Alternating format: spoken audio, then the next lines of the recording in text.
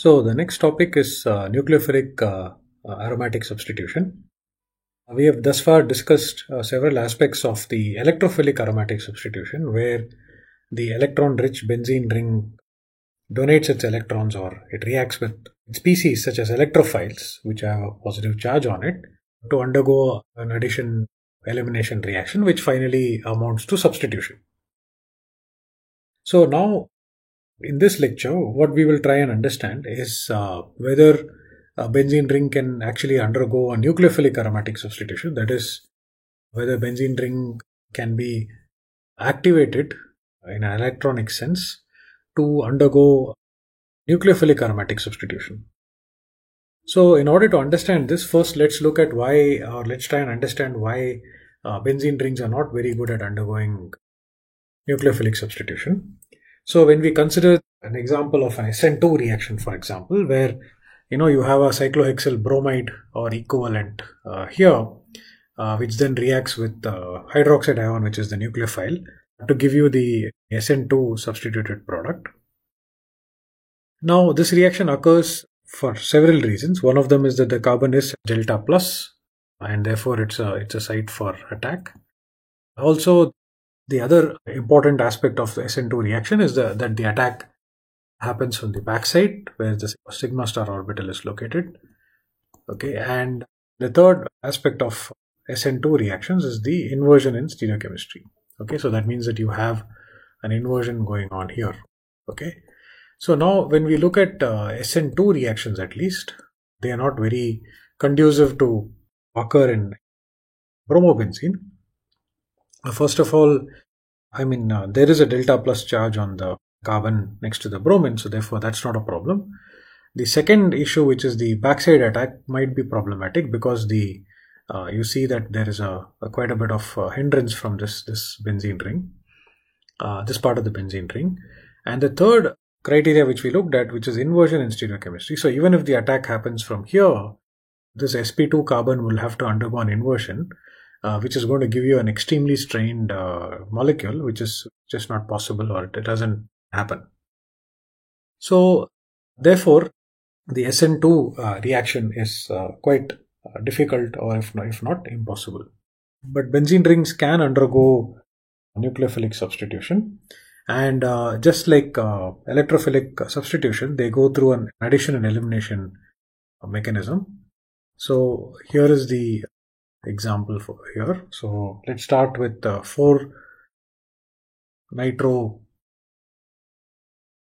chlorobenzene. So you have N double bond O minus, and there's a positive charge here. Now imagine that this carbon is a site for attack. Okay, so now you add a nucleophile, and the nucleophile we're looking at is hydroxide ion. Okay, so among the various positions in the benzene ring, so I'm going to just number these carbons so that it's easy for us to follow. 1, 2, 3, 4, 5, and 6. So when the attack happens at the 2 position, for example, to a substituent, the attack is called the ortho, meta, and para. But what if it attacks at exactly the position at which the substituent is? So for example, here, if the attack happens, this is called an ipso attack. Okay, so an ipso substitution can happen if the attack happens here, right? So that's exactly what happens in this case. So the hydroxide ion attacks here, and these electrons can then go towards a nitro group, and the intermediate that is obtained is the following intermediate. So you have N, and you have the rest of the molecule is the same. There's OH, and then there is Cl. Okay, so this is what we would expect as the intermediate that is formed, and nitrogen, of course, has a full positive charge. Now, if you think about it, is this intermediate extremely unstable? Not really. Very, very unstable, but it can be formed. The species are all right, so there's nothing really wrong with this kind of a structure. Now, if you look at it, this is set up in a nice way to actually kick out or to do an elimination reaction. So when this pair of electrons comes in here, then you have this going up here and this coming up back here. And now there is a choice between hydroxide as a leaving group and chloride as a leaving group. And you're already familiar that chloride is a much better leaving group compared to hydroxide ion. So therefore, the product that is formed is basically the substituted product. So you have NO2 back here, here, and 4-hydroxy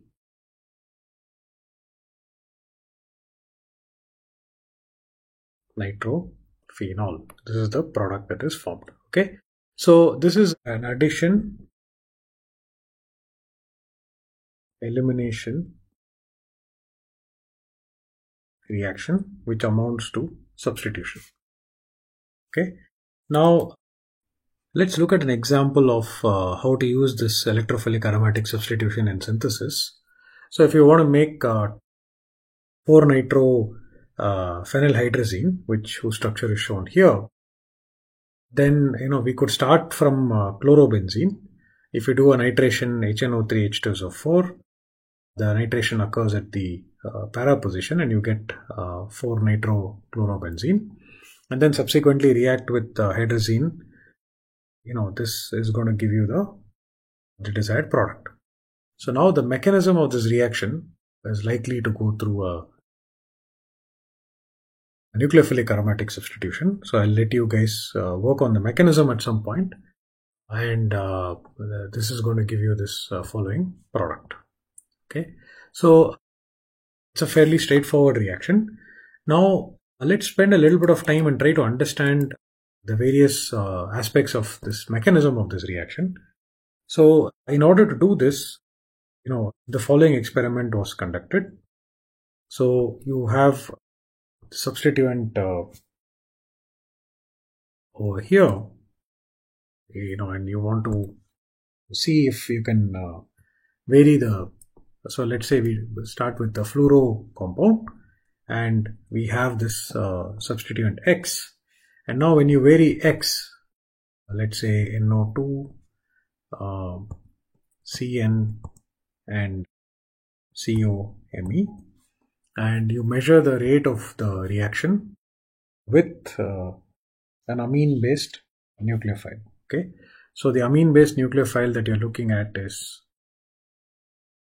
piperidine. So what happens here is the product that is formed is basically the benzene ring continues to be here, and is the product, of course, H plus F minus. So this is the product that is formed. So if the group here X is hydrogen, this reaction does not happen. So this we have already looked at in the past. So basically the ring is not activated enough for it to undergo nucleophilic aromatic substitution. But when X is nitro, cyano or a ketone, the reaction does go forward. And what we can do is we can actually measure the rate of the reaction, and we can measure the loss of the starting material and also the formation of the product. And once you measure the rate of this reaction, then you can derive a rate constant.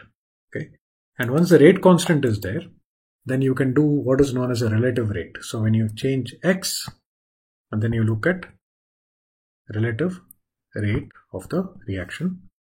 So when X is nitro, the relative rate can be designated as 1.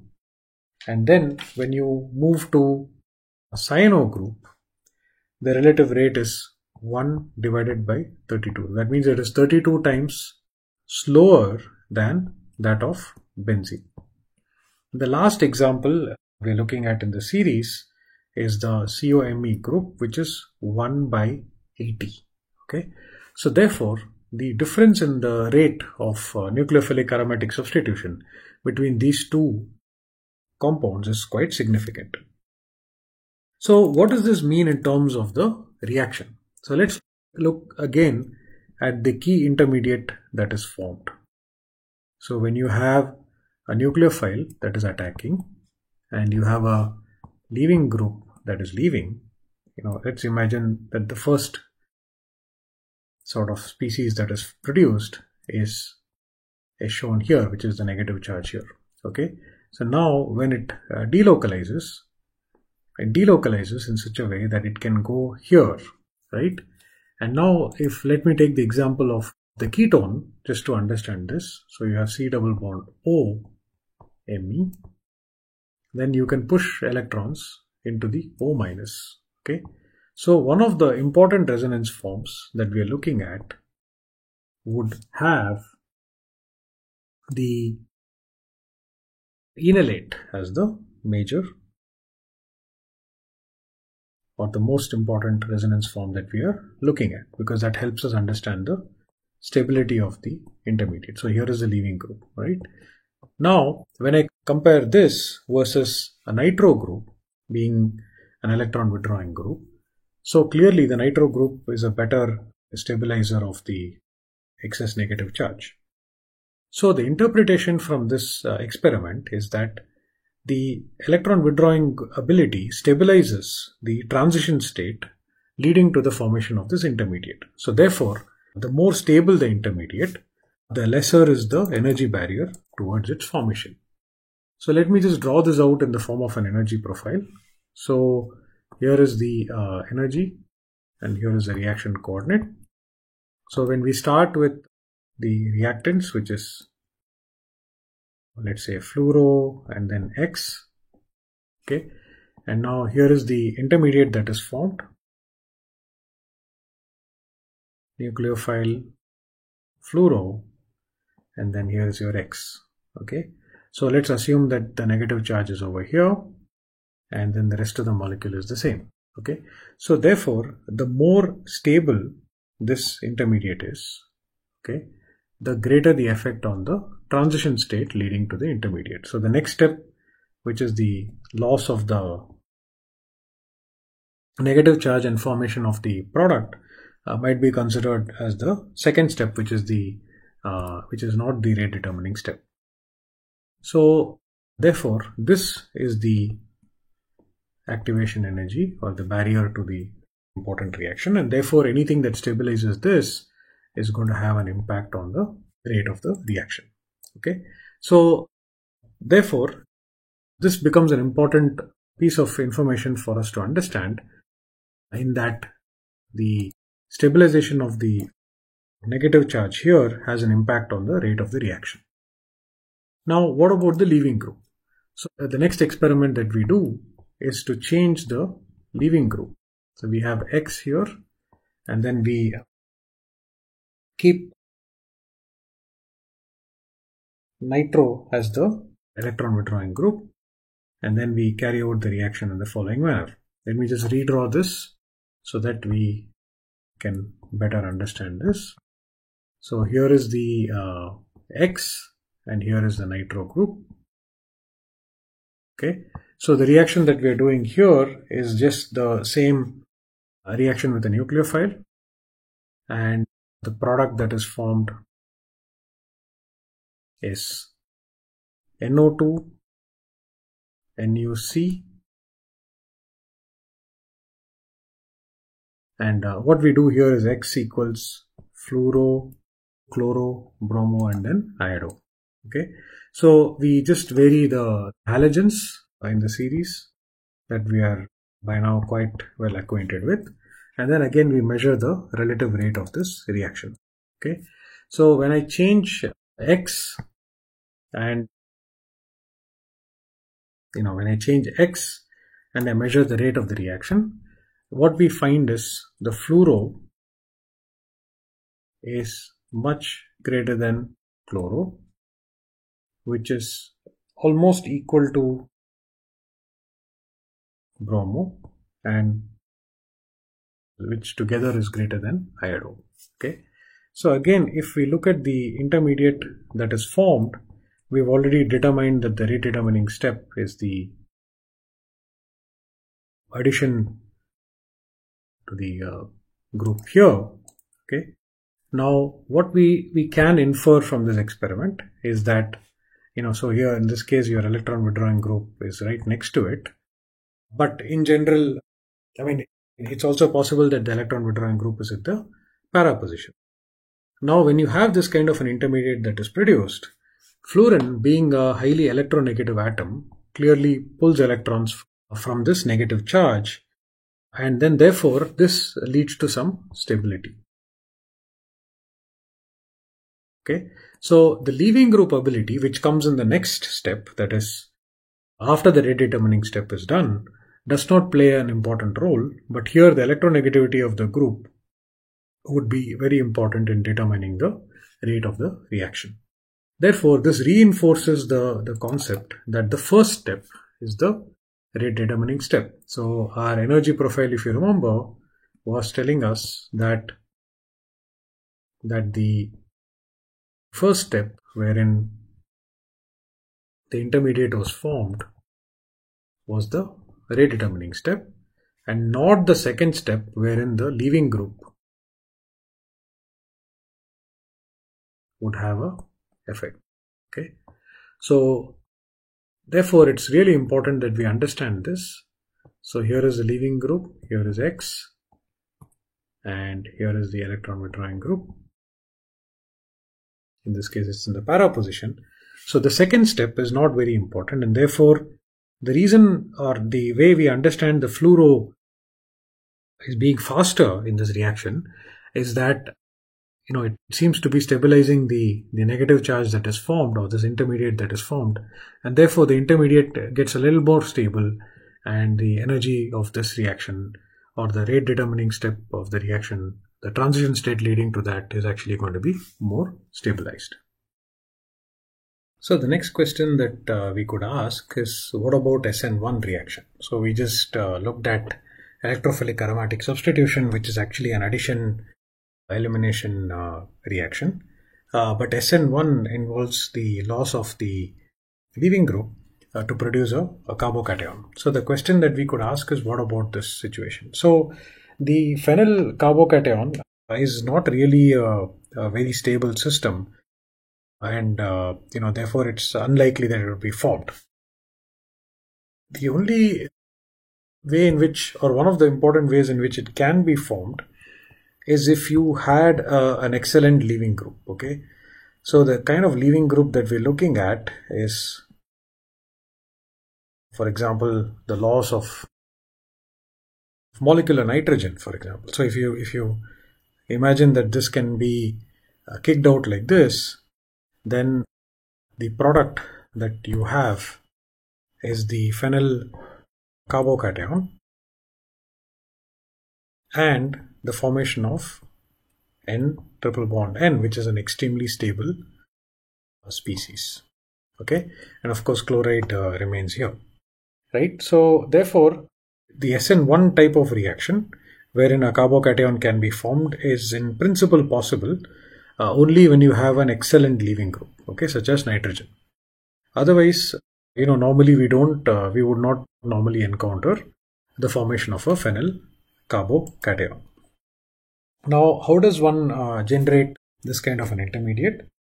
The way it is done is we start from amines, okay, and amines are reacted with the NaNO2 in the presence of HCl, and they generate the diazonium species in triple bond N plus. And then what you do is you react this with under suitable conditions. For example, if you just add water and heat, okay, you end up with the phenol as the product. Okay, so actually converting benzene to phenol is quite challenging. So you could do it through a somewhat longer route. We'll look at it shortly. But nevertheless, so the mechanism for this reaction is that there is a loss of nitrogen gas, and then addition of water to give you and loss of H plus to give you the phenol. Okay. So now coming to the question that I just mentioned is, how do we convert benzene to phenol? One of the ways in which you could do it is you start with benzene, you nitrate it, HNO3, H2SO4, and that gives you nitrobenzene. And now you can do a reduction reaction. You can use hydrogen in the presence of palladium/carbon, and you get aniline. Okay, and then aniline is reacted with NaNO2 and HCl, and the product that is formed is this diazonium salt, which then is reacted with water by heat to give you phenol. Okay, so there are possibly other methods that one could use to do this transformation, but this is one of the ways that one could use using nucleophilic aromatic substitution as one of the key steps in the reaction. Now, moving forward, let us try and understand how this diazonium salt is actually formed. So the mechanism by which diazonium salt is formed is that when you have nitrite anion in the presence of H+, which is basically, it's going to get N double bond O, OH, and if you imagine that another proton is added to this, you get OH2 plus. Okay, and then you have a loss of water, so this lone pair can come in here, and you can imagine that the water is eliminated and you get N triple bond O, and here the oxygen has a full positive charge, nitrogen is neutral. Okay, and this nitrosonium ion here is the key intermediate that is used in this reaction. Now RNH2, which is basically the amine, can react with nitrosonium ion, so in the following manner, and the product that is formed here is RN H N double bond O. Okay, so this is a N-nitroso compound, which can then, there's still a full positive charge over here, and what can next happen is that you have a loss of proton, okay, and then you have, which can subsequently get converted to R N double bond N OH2 plus. So this undergoes a series of steps. There's going to be a proton transfer followed by the movement of this lone pair on the nitrogen, which is then restored. Okay, now you can, this is the key step here for us to work through. So this is going to move here, and there's a loss of water, and you get the N triple bond N plus. Okay, so if you look at any standard textbook in organic chemistry, you will be able to look through the mechanism of this diazotization reaction. Okay, and the important part of about diazonium ions is that you can use this for a variety of reactions. So once you generate these diazonium salts, then you could react it with potassium iodide, and the product that you get is iodobenzene. Okay, you could react it with H2O, we just discussed this, and heat, and you get phenol. You could react it with copper nucleophiles, and you get the corresponding X substituted benzene rings. So X here can be chloro, cyano, bromo, and so on. Okay, so therefore the diazonium salt becomes a very important intermediate in synthesis, and a variety of products can actually be formed using this as an intermediate.